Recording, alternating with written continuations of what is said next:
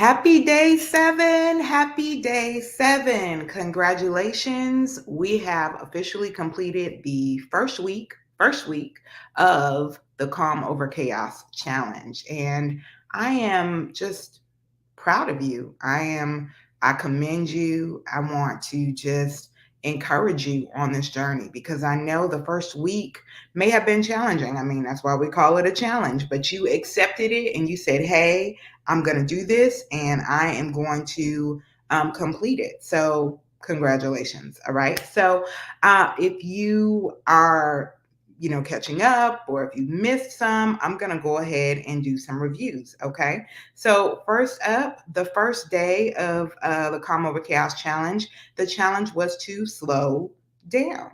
All right. Slow down and pay attention to thoughts that may rise to the surface, emotions that may rise to the surface. Be present, be attentive to those that are around you. Okay. That was day 1.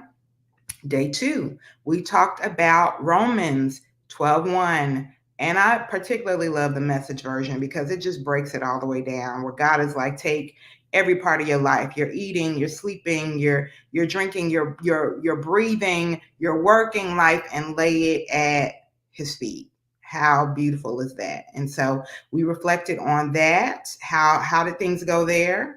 And then we started to dive a little deep. Okay. Day 3, we talked about 5 minutes of silence.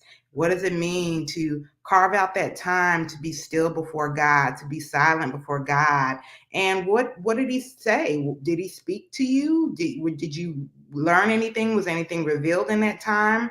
Was it challenging? Were you successful in having those 5 minutes set aside in silence? All right. And then we went even deeper. Day 4, we talked about that phone, that stronghold of a phone at times, and I challenged everyone to silence their phone for 30 minutes. Woo! I know that felt like an eternity for some, and I've just heard some of the testimonials about silencing notifications and people wanting to silence their phone and not really knowing how. So I'm hoping that this day was really an opportunity for you to just kind of discover a baby step that you can take in silencing your phone. Okay. Day five, we talked about 5 minutes of solitude, getting away where it's just you and God for 5 minutes. If you have to get up before everyone else, if you have to stay up a little bit later, if you have to step away during that lunch break, whatever you need to do in order to get those 5 minutes of solitude with God. How did it go? All right. And then yesterday's challenge. Yesterday's challenge was another verse. We reflected on Psalm 131, verse 2, where it talked about calming and quieting our souls in the Lord. What does that mean? What does that look like? And how do our lives look when we actually take time to calm and quiet our souls in the Lord? So that may have required some journaling. Okay. And speaking of journaling, we're going to do some reflection. I actually brought my journal because I have been using it all week.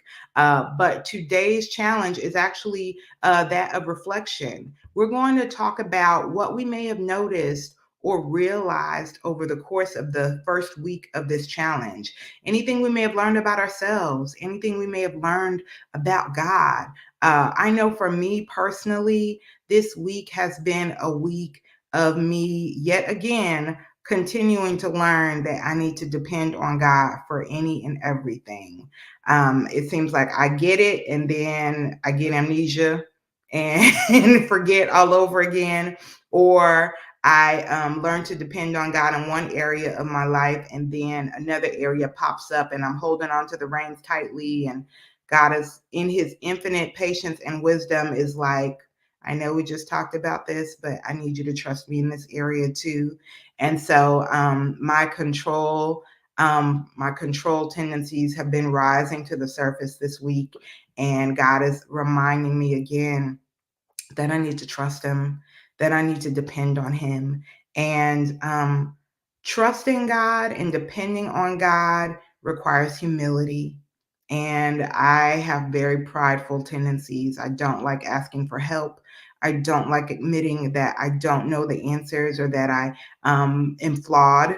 that I am not perfect, that I don't have it together. And trusting God and depending on God requires the exact opposite. It requires me humbly coming to Him and asking for help. And it requires me humbly receiving that help when it comes, because God has been answering my prayers. He's been answering them at times, though, through other people. And I don't always like receiving help from other people. And so that requires humility as well. Because I'm like, God, can you just allow the answer or the provision to fall out of the sky? And He's like, nope.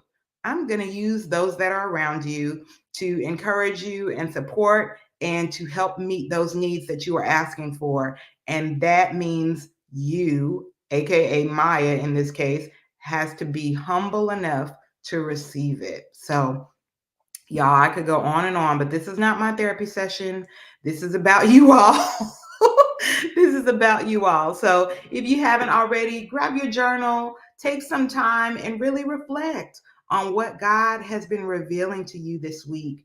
I pray it's been a rich week. I pray it's been an encouraging, insightful week. And I pray that you are strengthened for the days ahead. I am so excited about the remaining 14 days that we have left of the Calm Over Chaos Challenge. And I just look forward to coming alongside you. Again, we are in this together. We are doing this together. And yes, I'll see you tomorrow. So happy day 7. Congratulations. Pat yourself on the back. And I will see you tomorrow. All right. Happy day 7. Bye, y'all. Be blessed.